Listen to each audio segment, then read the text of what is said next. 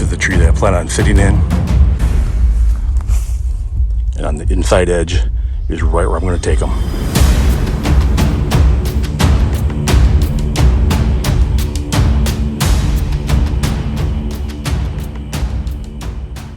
Public land swamps, a cyber scouter's nightmare. And that's why I love them so much, because they are hard to break down. They can be very difficult to hunt. You have the public that you're dealing with, so you have to find those spots that are not easy to get to, and then they're ever changing. 1 year you could have water all over, and the next year they could be dry. And that year that you had all the water, those bucks are going into a certain direction because of that. Because of all the technology that we have today, our mapping systems, Google Maps, Google Earth, you cannot see what is going on underneath the canopy for the most part. Now, I know some of those map systems, you can look at different topographies with leaves off. That definitely helps. But even there, when it comes to swamps, the reason that they're a swamp is that it's water everywhere. And water everywhere does not create for much in regards to topography, meaning like little knobs and hills or depressions at times. So once again, they're extremely hard to break down. All right, folks, so enough talk. Why don't you come with me as I head into some public land swamps today? We're gonna do some last minute scouting before the Wisconsin bow opener. Actually, gonna put out a few cameras that I moved that weren't productive for me. So we're gonna make the change now into some of these public land spots. And let's just see where we can find, hopefully, a big buck on public land for this fall. All right, so here are some fresh rubs right here. And it is early September. And usually these are these rubs where they start trying to get the velvet off. And they're heading into there. That's what my guess is. Kind of an opening, but we're gonna walk in there a little deeper and see what's going on in there. Well, folks, I just hit a buck bed here. And if you look, there's the swamp. And it's super thick back there. And he can smell anything from coming from that direction. And it's actually matted down pretty good.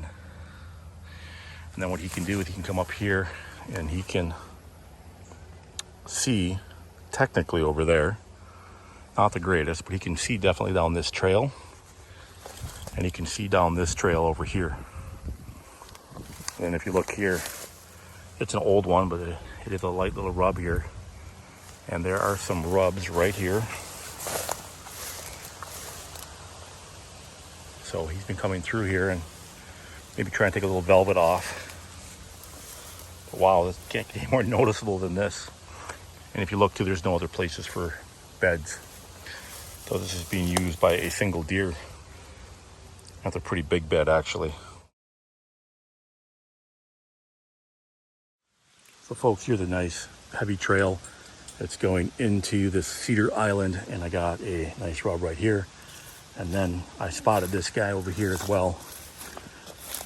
And we got a nice rub right there. So they are headed right into this corner. So folks, what I got here is a old railroad bed. And then over here, it's just basically all swamp grass. And it goes that way for a long ways.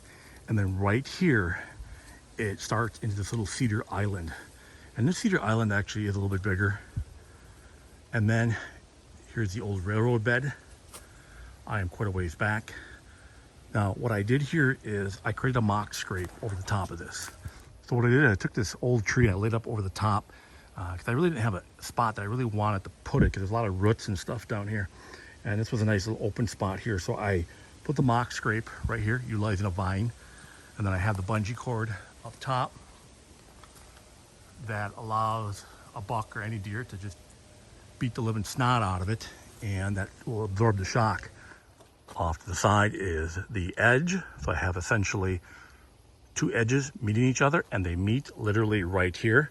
And then once again, that's why I took that long, basically branch, and it was already laying down and it worked perfectly. So I just basically stuck it up in that tree, and it's holding pretty good.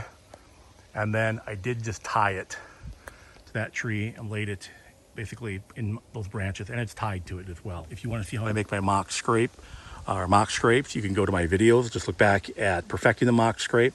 And then also I did a recent one on mock scrape locations.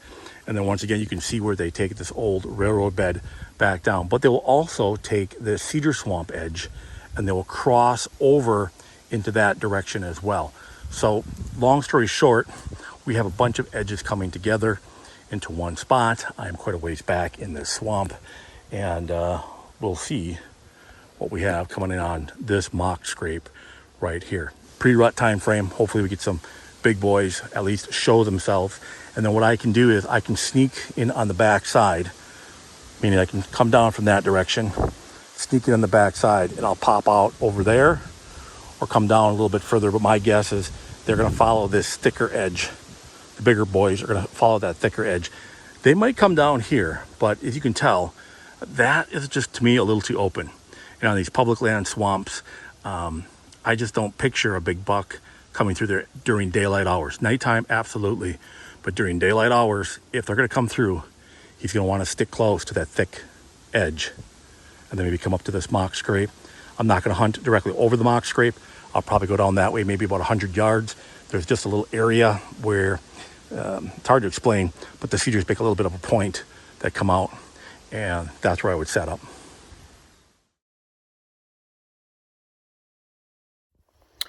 So one thing that you have to look at when you're hunting public land are power lines. Now, this is a heck of a walk back here, and I had to walk through 2 mud holes essentially to get back here.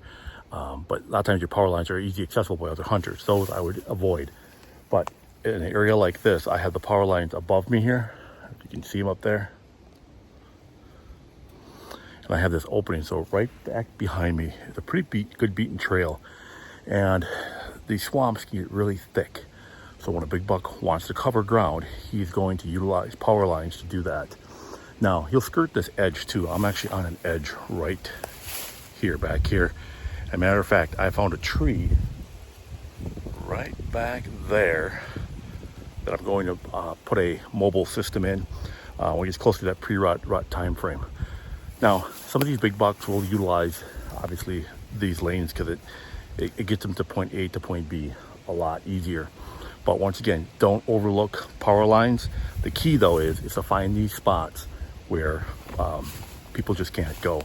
And that's going to have to probably be water, deep water, mud, or really thick crap that people just can't really get back into. So let's go take a look at that tree right now where I'm going to set up, and I'll show you exactly what I'm looking at. So right here's the tree. And what I like about it is I can come off with my mobile system. I'm not going to even go very high. I'll probably only be about 9 feet high. But I got this cedar tree that's going to block my background. And I can tuck literally right back into this spot. This, you can tell, angles out a little ways. Now, the reason I like this tree so much is not only because it offers me that cover, and I technically don't have to go real high, but there's the power lines out there. You can see the daylight hitting that open area. And right now that's approximately to that edge. We're talking, well, actually to the middle of the power line area where they'd walk is about 30 yards max. If we do the edge of the power lines to where it starts, we're at 20. And then there are some faint trails right through here. So if for whatever reason we would get pressure way back here, or the buck just decides that he doesn't want to expose himself out in that daylight for whatever reason, he might want to walk right through here. So essentially, I got the area here right in front of me. That gives me a 10 to 15 yard shot. Then out to that edge, which would be 20. And then the middle, if you walked right through the middle of those power lines, 30, and then probably about 37, 38, if I had to shoot way out to that very far end. But the main trail is literally right in the middle of that open area. So this is a pretty sweet looking spot. Now, one video you guys might want to check out, I'll put it down in the link below, it's called monozone bucks, and it has to do with swamps. And monozone are areas that are mono, meaning same, for a long distance or big area. And people avoid it because it doesn't have those little edges and features that people usually look for. And when bucks get really pressured, they like to dump into these monozone areas because they know people don't go into them. There's still these little edges, there's still little things to monozones that can make them good, and they become very hard to hunt. But why don't you just check out monozone bucks? You can kind of see what I'm talking about there when to hunt these swamps, and really any time is the best time. And in some cases, because of the bugs, the mosquitoes, I actually have my thermocell with me today, and this guy has saved me many a times going back into these swamps. But if you know that there's a big buck that's coming to, let's say, an Oak Island or maybe it's a swamp that ends towards an ag field, and you know of a trail that a big buck is coming out. Take advantage opening night, especially when the bugs are bad and it's 85 degrees out. I know it stinks, I know it sucks, but you know, when you hunt public land, these are some of the things that I've had to do over the years, and they've paid off. So don't be afraid to hunt that opening night or opening weekend if everything is bad, bugs are bad, and the heat is bad, because people are staying home, you know, and watching football or whatever the case may be. The next best time frame that I like to hunt these swamps is right at that pre-rut time frame, if that makes sense. So you got your pre-rut, and then just right in that beginning time frame here in Wisconsin, that's right around that October 13th, 14th, 15th time frame. And these big bucks are just starting to get into those little habits of getting out and, you know, making those scrapes and creating those rubs. And they're getting into the swing of things, especially if you get some cool temps. And that's when I like to be able to come out here, because I'm beating essentially the public to some of these spots. And then depending upon the areas and some of the spots, you know, it's all dependent upon really how much pressure that you sense in the swamp. But for me, I try to stay one step ahead of the game in regards to the public. And that's why I'm out here again today. I've been driving around. I haven't seen anybody parked at any of these public swamp locations. So what do you do as far as finding that particular spot in that swamp?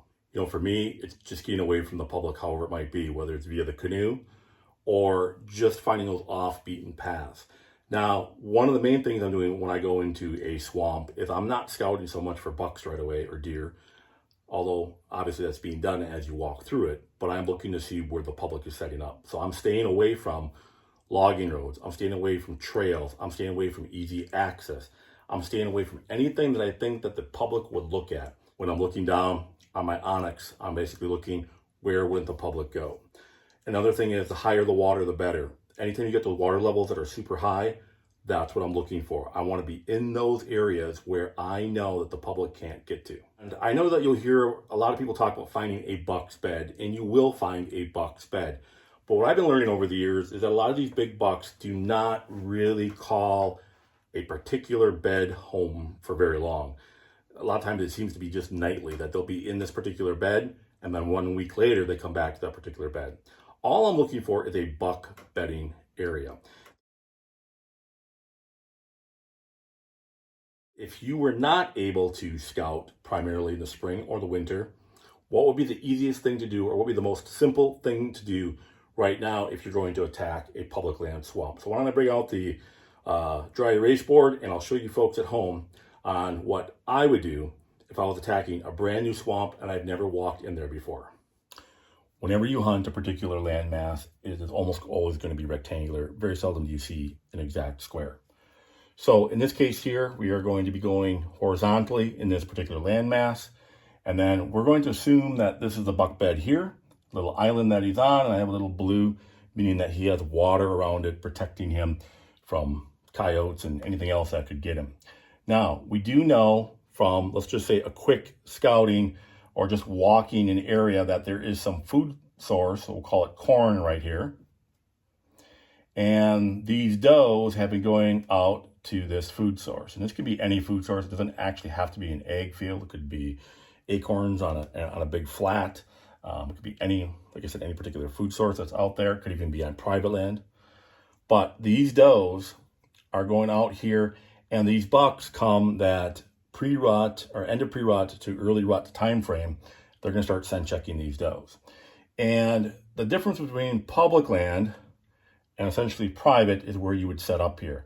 Now, on private land, you can get away at times putting yourself between the doe and the food source. But these bucks have smelled how many people walk along this edge. They've smelled how many people walk around these doe bedding areas. And at this point, being that early rut, late pre-rut time frame, they know that this is not a safe area. So what these bucks like to do is they like to come and they like to stay on the top end and move in that essentially lengthwise horizontal position of the doe bedding area and scent check them this way. So what they're looking for is they're going to be looking for a south wind heading this direction and be able to catch their scent coming from here And what this does is it prevents him from having to expose himself between the doe bedding area and, let's say, an egg field. He knows he's going to be more susceptible there. And it just allows for him to be able to go through that area and not become detected as much, but get what he wants. And that's a whiff of a hot doe, or hopefully a hot doe. So what does that mean for you? Your job now is to get in here and try to cut off this trail here. Now you have to understand that this trail is going to almost be non-existent in most cases, because trails are made with deer going down them multiple times, and these bucks are going to just start doing this, in that mid to late October, at least here in Wisconsin, and they're not going to have much of a trail. You might have a little bit of a trail from the previous years, but what I'm looking for is essentially just this edge, and then back off that edge as far as you can to reach this doe bedding area, because there's times where they might stay right on that edge, depending upon how distinct that edge is, or they might stay back a little bit too, especially once again, if there was human presence over here. The other key that you want to do is that when these bucks come out of these areas, these essentially bedding areas, you're going to just want to put yourself as close as you can on that main intersection. Now, the thing with this is, I think some people actually look for these paths or these heavy trails, and you're not probably going to find that. What I would do is, if I knew where a doe bedding area is and I knew where he was, I would just essentially put myself in this region.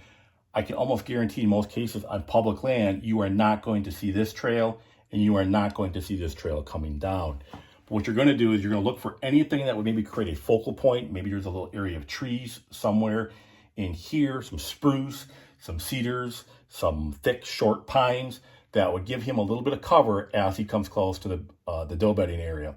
And, this can be quite a bit of distance. I mean, this could be 300 yards, and essentially could even be just 70 yards. The closer, essentially, the better. But once again, we're in a public land swamp. These bucks don't stick too close to these outside edges, but it kind of depends upon the quality of the buck bedding that is back here.